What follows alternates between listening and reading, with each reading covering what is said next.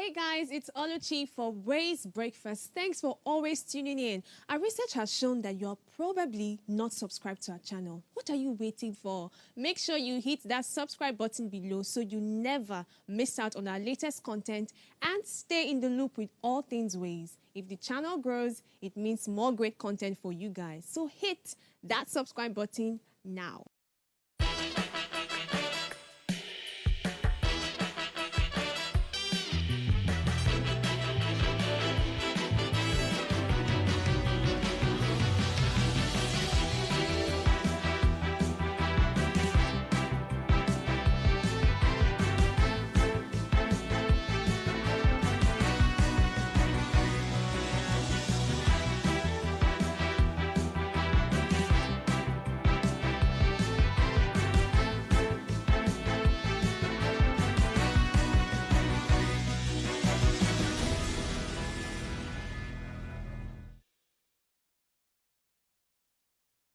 Hello and welcome to What Are You Saying?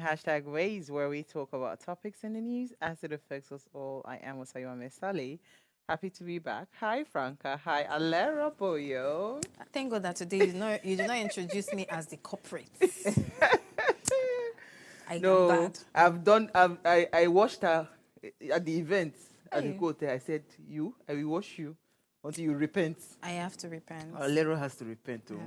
I have to repent. So, in case people are wondering, I have a bad habit of coming late. No, abandoning things that needs to be done. Not necessarily. So, because I have so much that I do, the most important of the things, which is doing that thing, I would say, no, I'm busy with other things, but I should have focused on this. And hopefully I've gotten my redemption. You have repented. Yeah, I'm hoping so too. We're happy to have you back. How are you? How have you been though? I'm okay. I'm more optimistic. Yeah. I'm learning to focus on what's working and not focus on what's not working. Because when you focus on what's not working, you end up becoming sadder and it dampens your energy. But when you focus, that's to say, count your blessings, name them one by one. So yeah. Absolutely. I mean, that's the best way to approach life. Honestly, I was saying to someone, lately I've been really overwhelmed. Yeah. But what I've also learned is if you stay in that state, it only gets worse. I agree. So even when I don't feel like I actually get up to do something, it's very important for me. So that's why no matter what the projects are, if it is the very big one, you see me with all my energy. If it is the small project, we do everything. Energy. You know, because for me, it's not just about the project. It's about the fact that I am just being grateful for having something to do. Yeah. You know, so it's a beautiful place to be when you have been able to overcome that, because the tendency for it to weigh you down and you just stay at home sulking and all of those things, it's very high. But guess what? And you will not know you're going through a phase. Gosh. At all. Do you know, and one thing I appreciate about this show, I don't know if anybody have noticed, but every woman or every lady that sits on this table care about each other. And I mean, there's always this observation to say, hey, Alera, you're not smiling today. What's going on? Like, well, it's always on my case, like, are you sure you're okay? Are you sure you're okay? But the fact that you're able to share your pain or share your story, I mean, thank you so much for the Ways women and the Ways family for always at least being there. You know, we see each other every now and then and we share our pain and our struggles, and just knowing that somebody has been through that before and has even overcome it, and you know, the person just say, don't worry, it's a phase. Oh, it's a phase? Really? Yeah. Okay, I'm okay right now. I'm feeling better. I'm hopeful. Absolutely. So, It's very important, glad. honestly. Yeah. We need that support. How are you, Mama? Franca, I need my bead. She's blinging everywhere. Like, or else I'm going to remove the ones in your hand. all the jewelries and, Don't mind that. She's feeling herself. It's good. How have you been? Good. What was happening to you and Uti yesterday? I don't understand. You wanted to break our television screen. Uti brought out the other side of me yesterday. Really? No. They are just On discovering TV. who you are. Oh my gosh. Okay, yeah, on TV. They don't know me, but Uti Brought it out. Wanted to bring your leg wanted out. to bring out my leg yesterday. I was not telling myself, Franca, no. You have to be classy. Be classy. Be demure. Be good.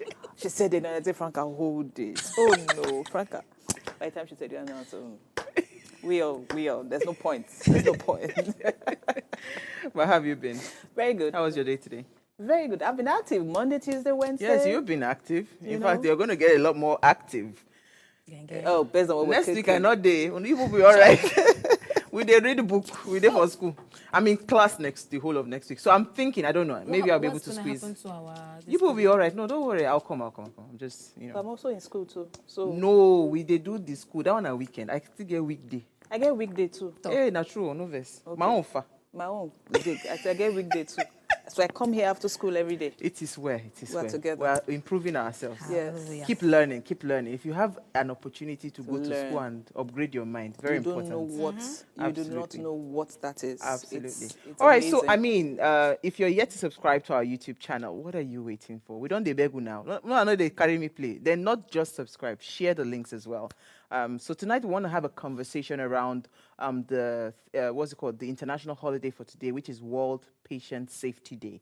I thought that was a very brilliant way to bring some of the concerns that we have within our hospital system. So safety, and here's what we found as today's quote. It says, for he who has health has hope, and he who has hope has everything. This was from Owen Arthur. Now, so as I'd mentioned earlier, we're having a conversation around safety within our hospitals, and we'll be joined later by a healthcare professional to have this conversation.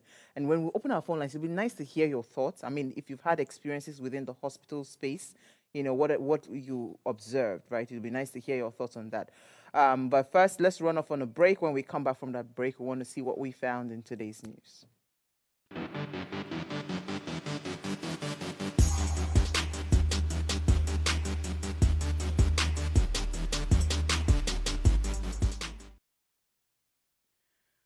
All right, thanks for staying with us. Now, World Patient Safety Day is observed on September 17th each year. It aims to raise awareness about patient safety and promote efforts to prevent harm to patients in healthcare settings.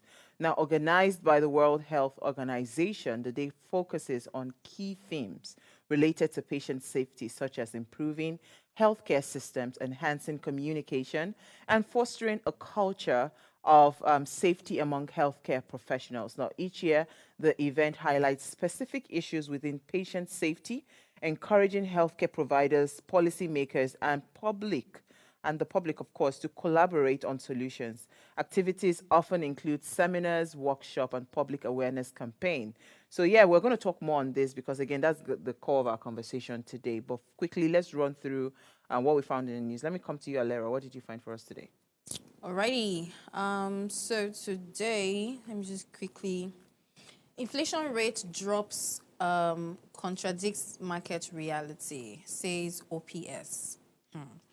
The organized private sector has said that the conservative monthly drop in the rate of inflation in Nigeria contradicts the current economic reality across the country. On Monday, the National Bureau of Statistics, in its Consumption Price Index report, stated that in August 2024, the headline inflation rate further eased to 32.15% relative to July of 2024 headline inflation, which was 33.4% high. Looking at this movement, on the 24th of August, the headline also indicated that there's been a decrease of 1.2% of inflation, and right now they are looking at 33.40. The reason why I actually brought this news out is that, hey, I don't know where we are going to. I'm not trying to scare every other person because I believe that the hand don't touch everybody. At what point do you think, because I know inflation is happening everywhere around the world, is it that Nigerians' own is more peculiar than every other country? Because it's obviously we are here and we're suffering from it. But there are some other people outside the country that are saying that inflation is everywhere. Every other country is going through it. But in Nigeria, it's looking like it's more serious here. So what do you think? I mean, do you think it's still going to keep going high, or it's... So what I've also observed with our economy, right, as long as the main issues, the core issues that is, that is catalyzing these inflations are not addressed, it will be difficult for us to say that we will come out of it anytime soon. Right. Do you understand? There are so many factors that if the economy is very intentional about solving those problems, it will just be like that inflation, whatever, will just be the benefits or the dividends of the work that they put in place in other things. Do you understand? Take, for instance, we always say this, that we are a consumption country, or a consumption country. What if tomorrow we decide to say, you know what, let us close and let us be intentional about manufacturing, producing, and all of that? There will be a ripple effect where every other thing else will be affected. So we can't, in solving Nigeria's economic challenges, we cannot isolate something. We have to be intentional about focusing on everything and making sure that there's some level of intentionality. And that's where I hear the arguments that Franca and Franca and Messi put forth yesterday, you know, about it. Because there's a language, there's a body language that is needed for this season. Do you understand? And if that body language is not, we're not physically seeing it, then there's really no say where this inflation thing would go. Because the truth is that it will continue to rise. It is just a factor of a lot of things. So I don't know. I hope. We're hoping. Yeah. I think Messi, Franca, let me come to you. Okay. I picked this because we had a conversation relating to this week. 35,000 cops arrived Edo as joint forces begin patrol. So ahead of the Saturday governorship election in Edo State, the first batch of 35,000 police officers deployed to ensure law and order during election has arrived in the state. Also in the state are soldiers and police officers from the Nigerian Security and Civil Defense Corps, and the Economy and Financial Crime, EFCC, has moved intensity to ensure hike-free polls. And, okay, so 17 political parties presented candidates for the poll, but APC's candidates, Monday,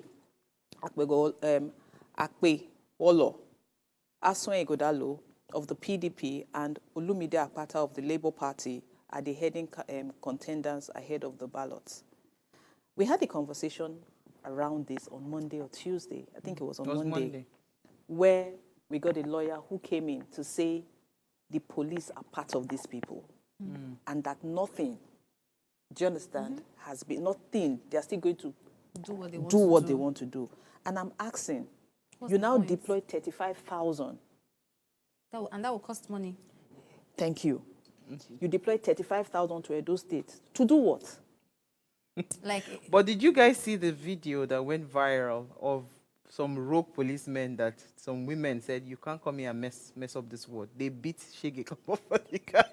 Because now I think Edo people are actually very conscious that the police might be used as mercenaries against their own candidates, and of course in favor of the people that the police want, to put in power. But they are also ready for them, because that video that I saw, they beat the guy mercilessly. Make things no more. And you say Edo people, they get we get stronger now. We get coconut. So, but I don't understand. So they keep doing the same thing. They keep. But you see, the thing is, it's annoying. No, but the thing is, all these conversations around deploying policemen, I keep on asking myself, right? What exactly is the need for some of these things? Do you get what I'm saying? What exactly is the need for some of these things? So because I think they know what's going to happen. No, because you see, if we keep having elections like this, it means that elections will continue to be expensive and it will continue to kind of like attract violence. Because, I mean, if truly there is, some level of intention to be transparent, to be accountable, to do things by the rule of law, you don't need 35,000 policemen. I don't know, but how many wards do they have? Well, there's EFCC there. It's okay, they'll be all right. They will not come and tell you that the budget for it was how many trillion. It's all right. It's okay. They're using them to deploy and share money. Former President Olusegun Obasanjo has said that Africans don't celebrate past leaders. He said this on Tuesday, that Africans tend to forget their past leaders despite their contributions to the development of the continent's countries. Now, he also noted that although Pan-Africanism started as an ideology, it unfortunately became a political movement while neglecting the continent's economic issues. The ex-president spoke in Lagos at an event that was organized by the Angolan community in Lagos to mark the Angola's National Founder and Heroes Day. So I don't know. I get this part of Africans don't celebrate past leaders.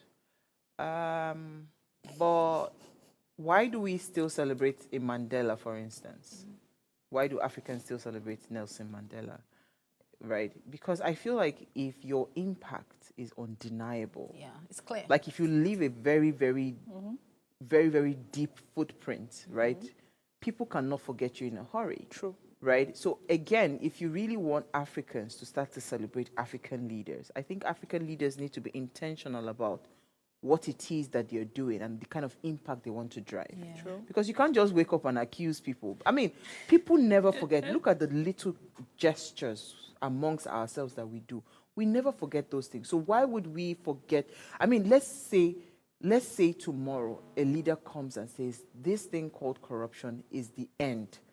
And it's Jenny actually Rollins ends. is still being celebrated. Yeah. Right? There are some leaders in Africa that have been celebrated, and it's because they understood what they stood for. Exactly. Our African, especially, let me move to Nigerian. Our Nigerian leaders, what do you stand for? Exactly. Do you understand? done? What have you done? What But are the guess things what? that you have done in terms of impact? As much as they are not good, Lagos State, I don't know why. Fashola's name still comes up. Yep. Yes, Uwa. No, A but lot even of the things. Obasanjo himself, his name still comes up because without Obasanjo, So many we so call many we call the internet Obasanjo's Obasanjo, internet yeah, because and telecom. it is his Time. It was the intentionality that he had to make sure that there was connectivity. So we can attribute most of our successes right now to him. To him. Do you understand? But I'm just saying to him that there are some levels that people would expect some kinds of impact. So that it- once you leave those impact, it is difficult for people to not- forget. yes, you. I to agree forget with you you. because it's more like as Olusegun Obasanjo himself, when he was the president, he was the military president at some time, then the democratic president. If he had left and so many things or one particular thing is still standing in the sense that our economy, security, and it's still standing, people will actually continue shouting his name. Oh, yes. What I know about Africans or about people is that they would celebrate you when you do something outstanding. Standing. Like, you don't just do something have regular to be that is expected. exceptional. Exactly. Yeah. Something that is expected of you. Yes, Nelson Mandela did so much. He went to jail for his people. I don't understand. There's a lot that we can... Yeah, so but I just feel like African leaders, if you really want to be celebrated, I think you know what to do. Do the work. Yeah. Do All right, what's so we'll take a needful. break now. When we come back from that break, we're going to be having a conversation around safety, patient safety. Stay with us. We'll be right back.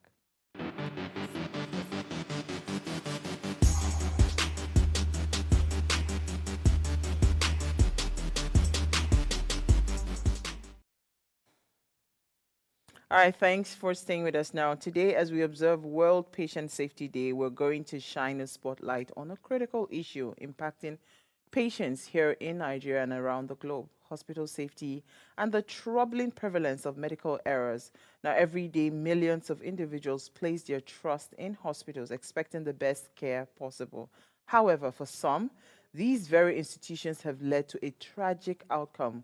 Consider the case of a young mother in Lagos who in March of 2022 suffered a severe allergic reaction after receiving the wrong medication due to a miscommunication among staff. Despite her urgent plea for help, the error went unaddressed, resulting in a prolonged hospital stay and significant health complications.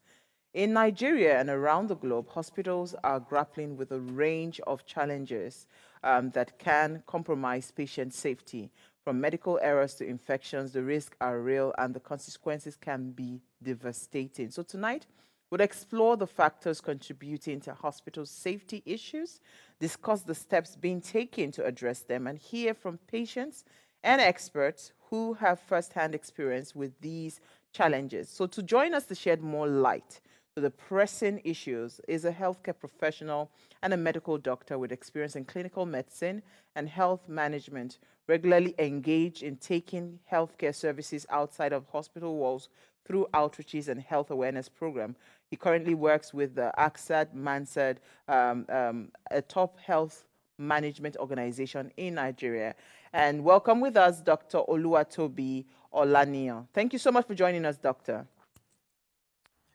Thank you very much and good evening. Good evening. Great to be here. All right, so let us just set a foundation on this conversation, right? What is your general assessment of, safety when it comes to patient safety within our hospitals here in Nigeria? How would you, if, or maybe on a scale of 1 to 10, what would you rate it? You know, how compliant are we when it comes to safety measures? Oh, well, so I may not want to put everything on that bracket, considering that we have different tiers and different standards of hospitals. So, if I take the private hospitals, I would say they are doing a great job, basically because they are being checked. They are being put in check. Let me put it that way. So a lot of private hospitals are being put in check for what they do, and knowing that the quality of service they render will determine the client retention and then the way the hospital makes more funds. They tend to do more with compliance because it eventually reflects in the quality of service and in the outcome, and then they can use that for more PR. I think in the government sector, we still have a long way to go because, well, we all know the conditions of our government hospitals with staffing and other things. So I think we still have a long way to go. And who checks the government hospitals? Who checks the government? So, but for private hospitals, to a large extent, I can vouch for a lot of private hospitals, especially in the southwestern part here, and I think they are doing a good job. I tend to disagree.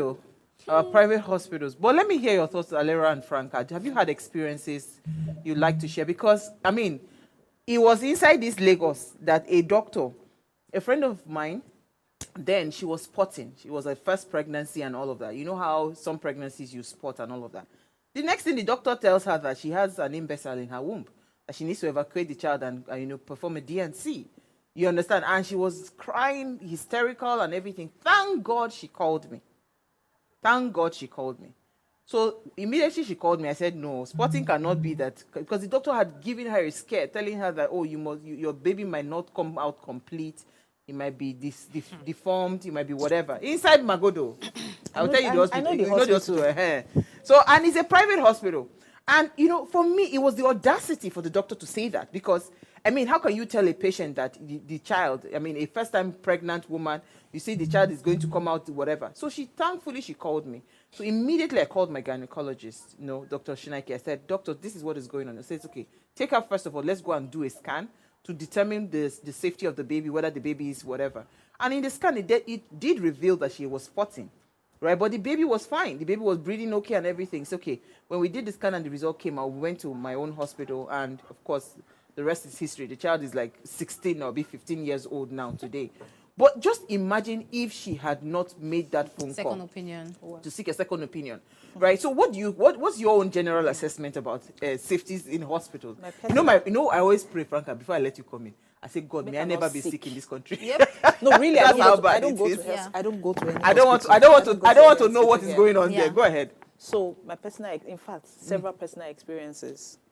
I had a child in 2005, and normally, so my first child I had in a general hospital because they said, general hospital, they have a lot of consultants and all. So it was okay. That was my first experience. I didn't know what to expect.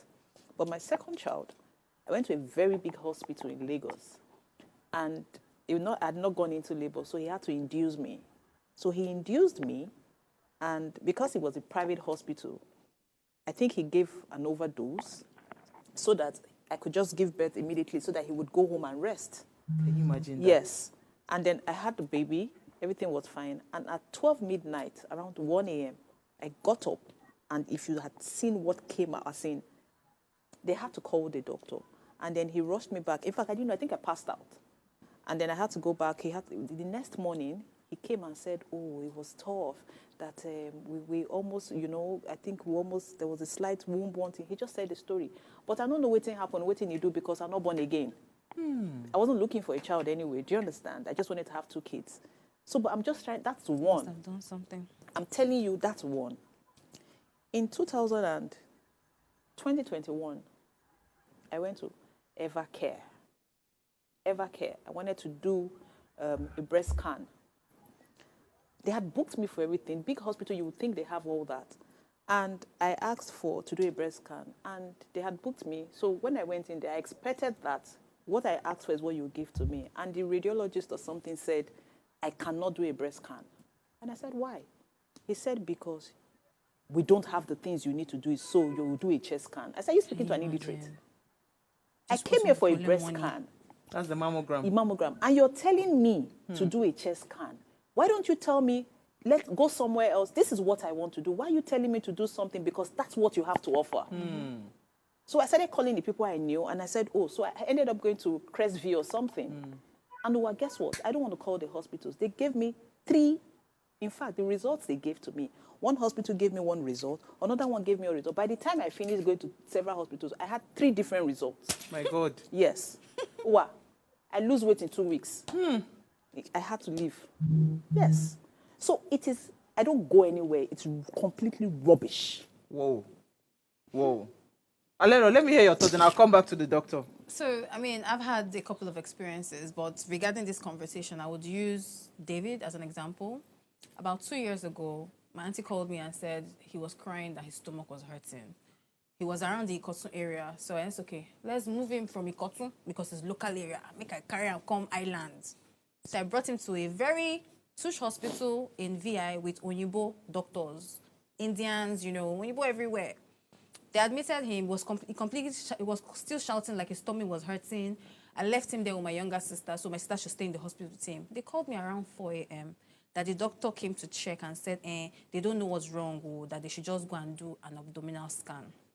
Okay, we're going to do and this was like over almost 24 hours of taking him to the hospital. They still did not suspect anything. They just said go and do an abdominal scan. And his stomach was already swollen. Hey. So, okay, that's the type of scan that we're supposed to do. They said we should go to either Mikio or one of all these diagnostic centers. And they said, oh, you have to book 48 hours ahead for a slot. And I told this person that I'm taking, bringing to you is already shouting. There's no way I can wait for 48 hours. So I started making calls. That's why you need to know people. I started making like calls for doctors, family friends that are doctors. Eventually, one of my doctor friends now said, okay, I know this hospital that they have that machine. Just tell them that you're from me. The moment I took this boy into the hospital, the doctor, they saw him, put him on the table and said, this is a ruptured appendix. Oof. This is a ruptured appendix. Take him for surgery immediately. And it was actually if you see the way the thing don't burst already for the boy's belly. I almost went mad. Because in my head is, what happened if this boy just had passed out in the hospital? And he was in your care for 24 hours. You couldn't even just do a scan. Hey! If you know the damages these people have done. If you know the damages these people have done. A lot. And I don't want to believe that. And even during childbirth. Let's not even go there.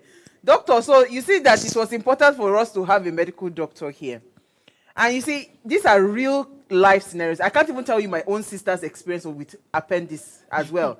She almost, in fact, it was God that saved us because I became a nurse. I was nursing wound for 6 months because they allowed it to rupture into her, in her tummy. But we thankfully were able to evacuate all the whatever it was, and she's alive, she's well. But doctor, these are the real concerns when it comes to patient safety. Honestly speaking, my prayer point has always, see, I used to say that if I had the same faith that I have for hospital in Nigeria, I would be a billionaire if I had the same faith for money, because I've always prayed to God, I don't ever want to have any reason to lie at my back on a hospital bed, because I just feel like people do not even care about human lives. Yep. Do you understand? So if a patient goes into a hospital, because I want us to be very progressive with this conversation, what should the patient be intentional about knowing? I mean, how do you query? Because again, some patients don't even know what to do. So they don't even know when the doctor is not doing something right. Do you get what I'm saying? How do patients become a lot more aware? So that when they walk into this hospital, they just see some signs. They just know this one is red flag. And they just leave immediately. You should ask questions. Do you understand? How do we start to intentionally know that? Ask questions. Backgrounds to that topic. I was going to mention something initially. You see, healthcare generally in any country has 3 major key players. That's the government, the medical practitioners, and then the patients. But in Nigeria, you discover that a lot of these things are not as they should be.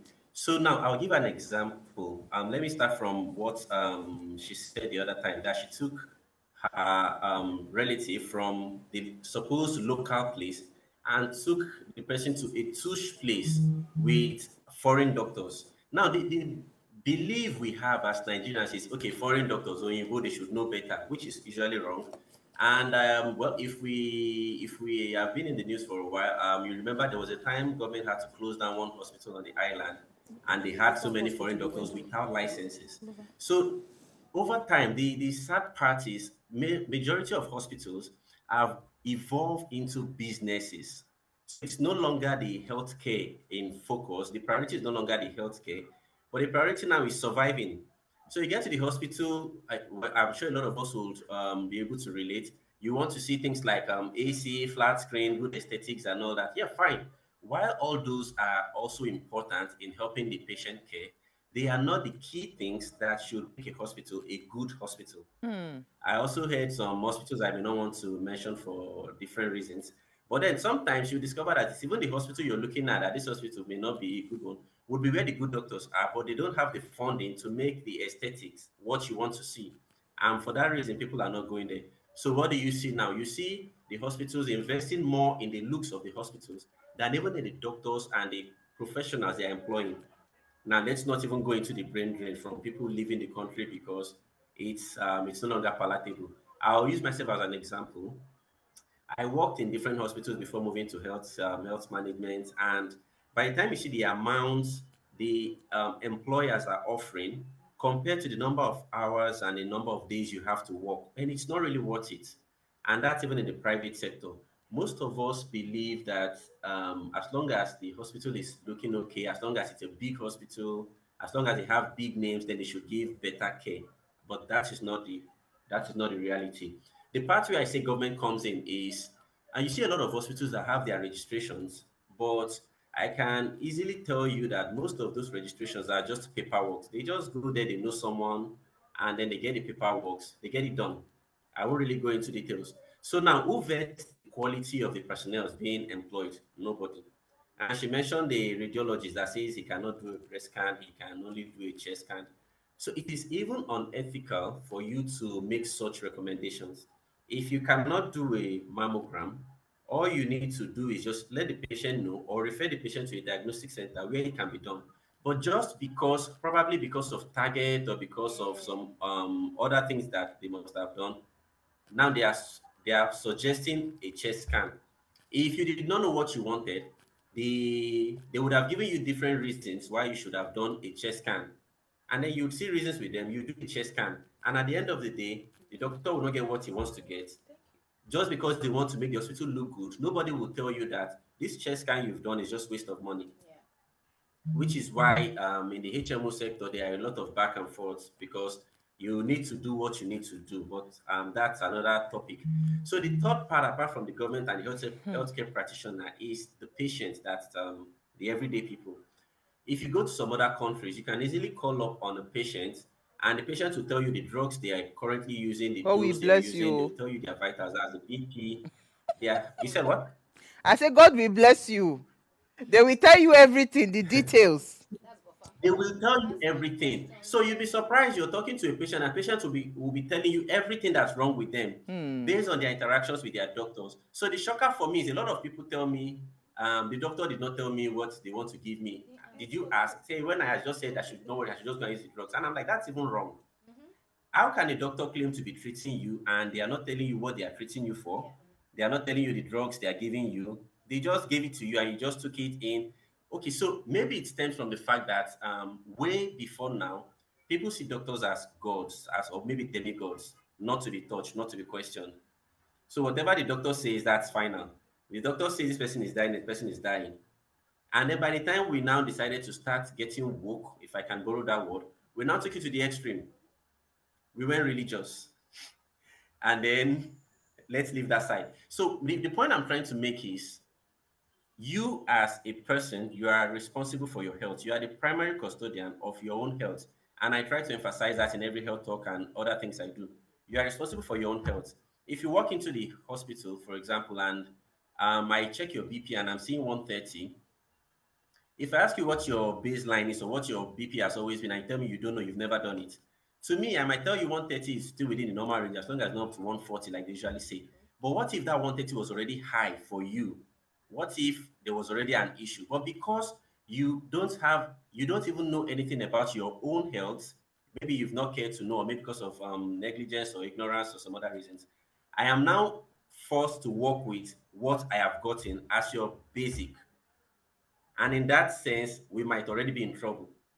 Another thing is some people, for sake of, I don't know, maybe stigmatization or some other reasons, they don't give the doctors the complete information. And so the doctor has to work with what you have given to the doctor.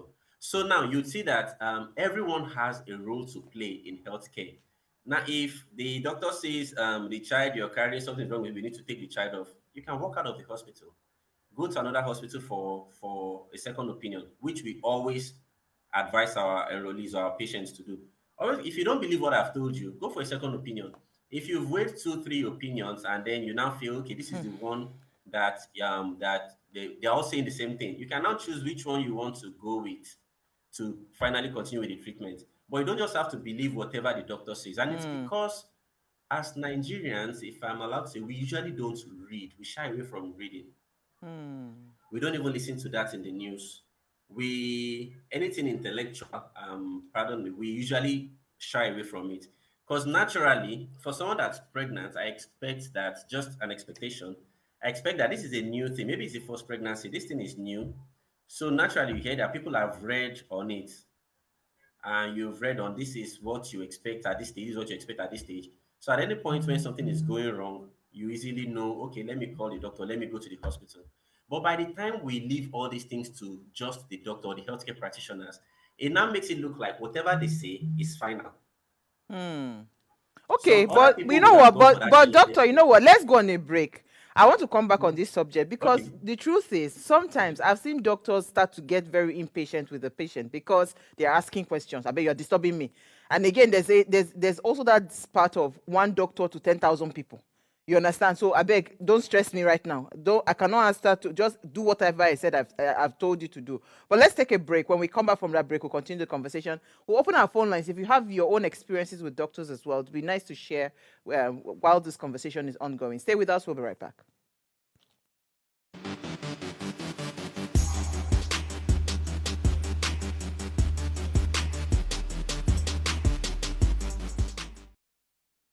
All right, thanks for staying with us. Now, if you just tuned in, we're having a conversation around World Patient Safety Day, and we're asking how do we ensure safety within the hospitals? And we have Dr. Oluwatobi Olaniyan with us. Now, please, let's hear what you have to say. Remember, you can join this conversation. Send us an SMS or WhatsApp to 081 803-84663. Our phone lines are also now open. The number to call is 07025007749 or 07014242420. Remember to turn off the volume of whatever device it is you're watching us from so we can hear ourselves. So, doctor, before the break, right, I said something around the overwhelming workload on doctors, right? So most times I find doctors being very impatient when they want to, like, you know, it's very, very few doctors that would like to, because, I recently went for a thorough body check because I just needed to be sure that everything is working fine. And, you know, I was asking questions as I was going from the vitals. I was just asking questions just to understand what the expectations are. For some of the things, I even had to go on Google when I saw the results to just check and all of that. But not many people have the awareness. You see, the clients that you're comparing us with abroad, right? Even whilst in the hospital, they will give you a book. You understand? I know those women that are pregnant, they give them books. Go and read with your husband. Exactly. So you and your partner go and read so you understand the birthing process. You understand all What the things that exactly would you happen. to expect But we don't during the have journey. that. They only tell you attend antenatal. And so it is only the very curious ones that eventually go beyond antenatal to just go and read up on those things and buy books and all of those things. So we always depend on native intelligence when it comes to things around our health and medical.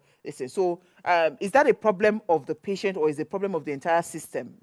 So how do we build that I, consciousness? Yeah. I think it's a problem of the entire system. So I'll pick it from the doctor's part. Um, it really doesn't take you extra time to do some basic explanations to the patients. I can easily look through the result and give you the summary of your results in 1, 2 minutes. And then I tell you, as I'm writing the drugs, as I'm typing, I'm explaining it to you, and then you're off. Because if we look at it very well, um, spending 5 minutes on one patient is way easier than having to see that patient 3 times in 1 month just because the patient keeps coming back. So, well, maybe some people may argue that follow-up or repeat visits are another way to make money for hospitals. But then I prefer to see you once and then we're done with that. You already understand what it is. And that's even easier for the next doctor that'll be seeing you because by the time you go there, you can easily tell the doctor what you were treated for, what you're currently on, and now what you're feeling. So the doctor just takes it from there instead of having to clerk you all over and then try to figure out what you've used.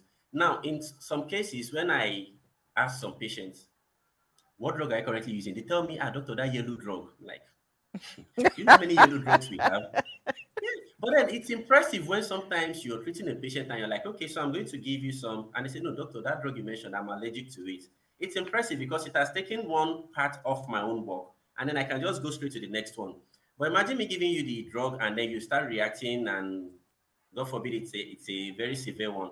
Now, if I was not planning to admit you before, now I have to admit you and make sure I stabilize you and all that. And then looking at it that way, we have wasted time, we have wasted money, we have wasted productivity, and the person getting back is probably traumatized, and you have to maybe do some form of rehab and all that. So that was why I said it's a problem with the system. I won't really blame the patients now because if a lot of people knew better, they would have done better. But that's why we are advocating more for health awareness and other things now. So prevention is better than cure. It's not just in some particular field. It's in every field. If you know about your health, you know the things to do to avoid it, and you know how to. Like I said, a lot of people don't even know their vitals. They don't know their BP. Some people just feel, okay, once I just do this, I get better and all that. And a lot of people don't even see annual health screening as anything important because they're looking at the money, which is where economy even comes in again now. A lot of people prefer to wait till something is wrong with them before going to the hospital. So, but I And the think it problem is with left for all these health insurance companies to start to intentionally use the media as tools to campaign for that health and consciousness. You understand? Because a lot actually of they do. Actually, they do. A lot of yeah. health insurance companies, they have radio jingles like this and radio programs where they go to and they get a slot where they get to do all these things. Most health insurance companies have what we call health talks and health awareness for all their enrollees. Now, plenty health insurance companies, like I know, they are trying to penetrate the informal sector. You realize that a lot of people that have health insurance are in the corporate world or people that have retired from the corporate setting and they understand the essence of health insurance. But what happens to the people in the market, That are not the even there. people working Absolutely. on site? Exactly. So I God so think it's good, is a the is a government, huge thing that needs to be done. But let me come to you, it Franca. is. Okay, so I have a few questions. You mentioned how we shouldn't look at the buildings, which there are some places, those places where the buildings are not so perfect, that's where you have the good doctors. In fact, immediately you mentioned that, I remember something that happened to a friend. She went to a very big hospital at Obalende, and something happened, it was bad, So by the time she was going to give birth again, referrals, they sent her to a hospital in Ajegule. So my question is, how do we know where to find these good doctors? Is there anything, how do we know? Because you just mentioned something now. So we need to know where the doctors are. The ratings. The ratings. You guys have ratings You guys have that ratings we need to check that we need to on. check, because how do we know these things? Because This is a market. yes, because why I say So, this is unfortunately, this Japa syndrome or mass immigration is really affecting. It's affecting every sector, but it's really affecting the healthcare sector. Medical It's sector. affecting us a lot okay. because for a lot of people, you discover that the doctor works during the week, works weekends, works night shifts, works day shift, and at the end of the day, you're being paid peanuts, and maybe you get insults from the patients for some things that go wrong. You get insults from the management. They just want to work extra hours, and then there are some countries that are saying, "Just come work for us. For every extra hour you do, we pay you extra." So you won't blame them for leaving, but then what effect does that have on the country? Now we are now left with just very few people that that really know what they do, and those few people are now distributed between health insurance companies, between these telemedicine companies. Some are even into tech now, health tech, and they don't really want to be in the hospital anymore because of those same conditions. So now there is no way to say this doctor is a good doctor or this doctor is not a good doctor. But like I said, if you are aware of your own health or of your own body conditions or your status, by the time you engage a doctor, you might walk into any hospital. By the time you engage a doctor, there are some things that would help you know that this doctor knows what he's doing. But if for any reason you can't even ascertain that and you're not comfortable with whatever the doctor is telling you, you should be able to go for a second opinion. Now, a doctor ordinarily should not get angry that you want to go for a second opinion or you want to ask questions. The doctor, I hear some doctors say, some people say doctor will tell them, do you want to teach me my job? I'm the professional here. I think that if you ask me, that's not good. So tell us where. Because See, doctor, doctor, wait. so Let me now, tell you. Let me tell you how me I tell you solve this kind of problem. It's very simple. Once yeah. once we encounter that kind of doctor, tell us the porter to go and put his name, his complete ID card, In fact, so that we can start to Hold filter them accountable. the them bad in eggs fact, amongst one you of the guys. Because questions- doctors do that to us. We are the Yes. patients. They will say, "Are you trying to teach me my job? You if you know better, then why Why you here?" Yeah. They've told us that one before. Let me come to Alero. So, Go ahead. okay.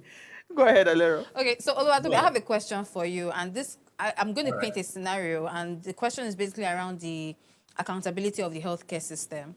So I've had two experiences. A friend of mine had an experience, and I had a personal experience.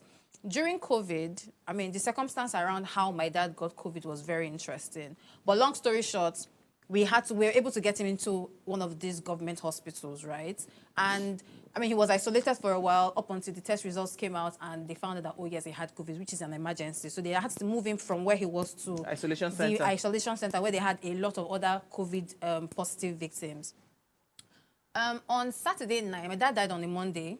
On Saturday night, my dad sent me a message and said he was sleeping and overheard some of the nurses saying that eleyo ni pe ku.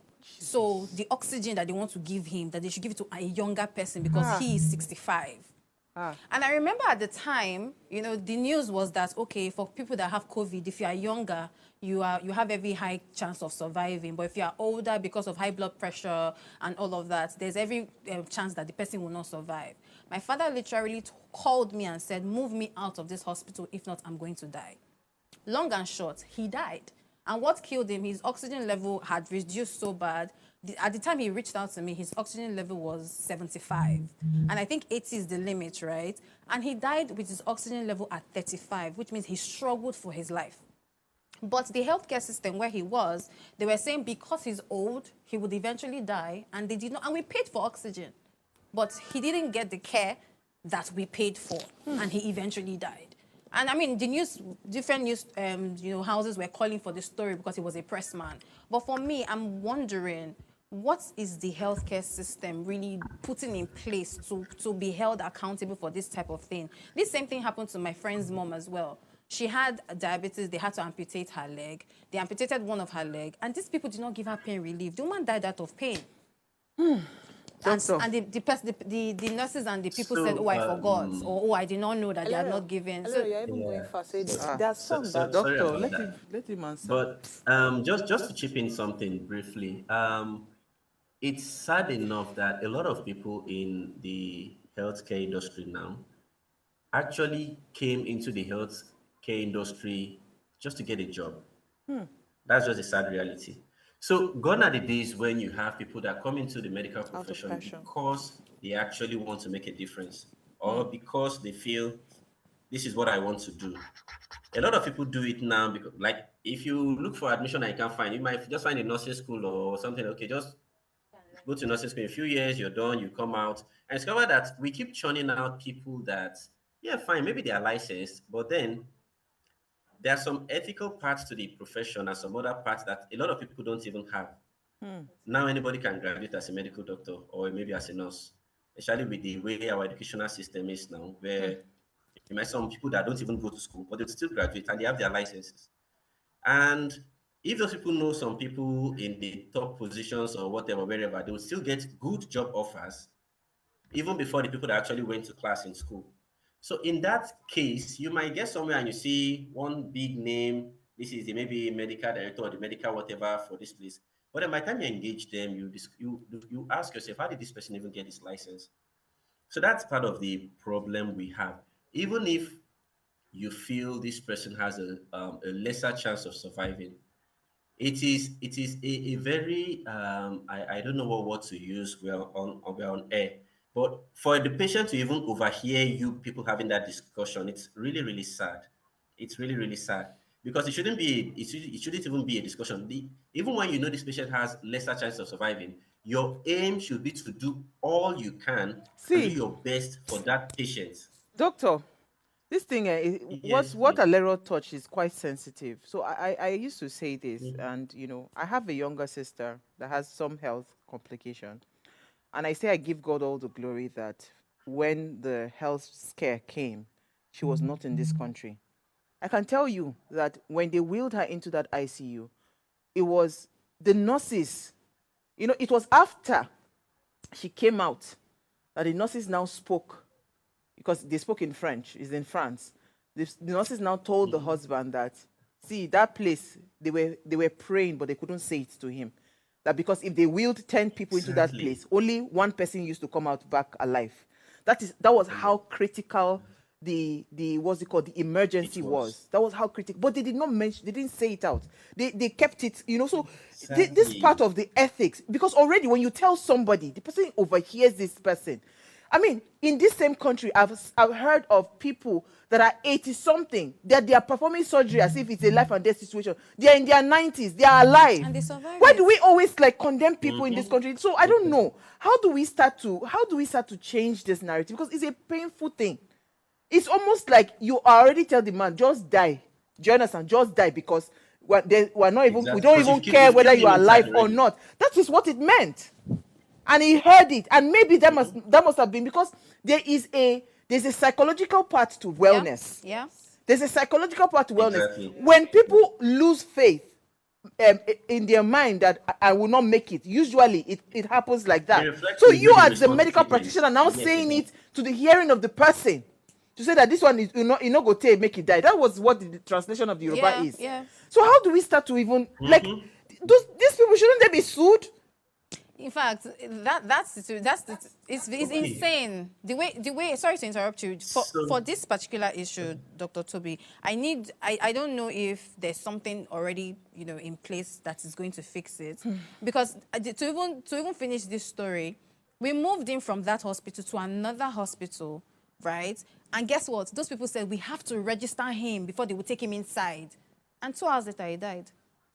Doctor, how do we solve this problem? Because we're running out of time.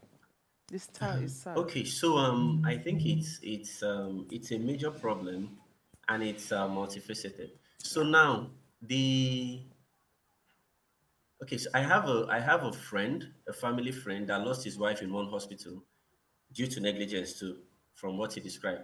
And then he reported the case. He made a case between the judiciary system, the police force, and the hospital, since a government hospital. They have been on this thing for about 1.5 years, See? and they keep passing him to each other. He has traveled to Abuja severally, and he's back, and then Nothing will happen they in still don't have Nigeria. a headway. So now the thing is, I think part of what fuels this thing is by the time you're going to report, let's take some of these major non-private hospitals, for example. By the time you want to report, it means you're reporting to the owners of the hospital, and then they're supposed to call them to order. You discover that at some point in Nigeria, it becomes a battle of who you know and who they know, Hmm.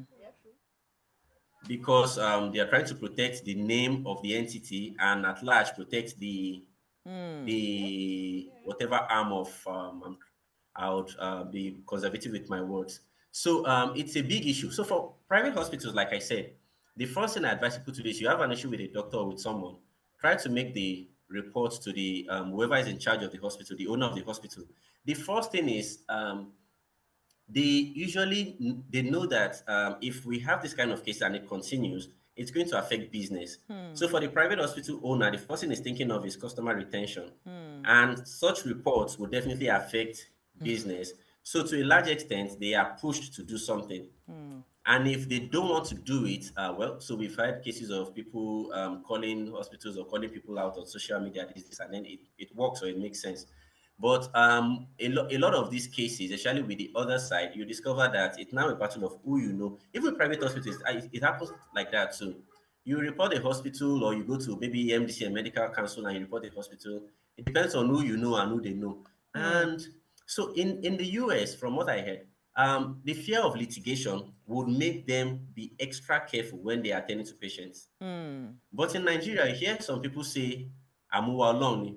Like even if I go to court and I do this and I do that, it doesn't bring back the person, the dead. It doesn't bring back, it doesn't repair this, it doesn't So repair they that. also So a let lot it of go. cases just go. Exactly. A lot of people let it go. So these cases are not even being reported as often as they should.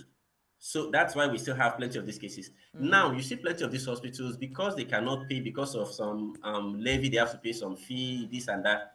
They employ people that they call, what they call them, auxiliaries. Or they do some training in one private hospital, and then they come and then they employ them. And these are the people that a lot of people call to treat them at home. I've heard a lot of people tell me, we have this auntie nurse that lives in our house. She just came and she set drip for me. So she set drip for you, she left, she went to work. If anything had happened along the line, or if you had a severe reaction, who's supposed to attend to you? And these people may know what to do, but do they know why they do what they do? Which is still another part that should be looked into. But then the government knows about this thing, the regulatory bodies knows they know about these things. And what are they doing to stop it? I once wrote a drug for someone and I was telling the person this drug is supposed to be a prescription drug.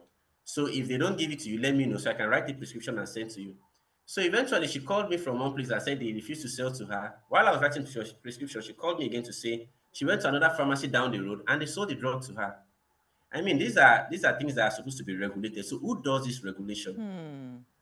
Once you can meet up with the financial part of the They don't even care. requirements, in a lot of We have a so these huge. things Go ahead. exactly. So we have a lot of work to do. Even people that report it, do they eventually get justice? Do they get this?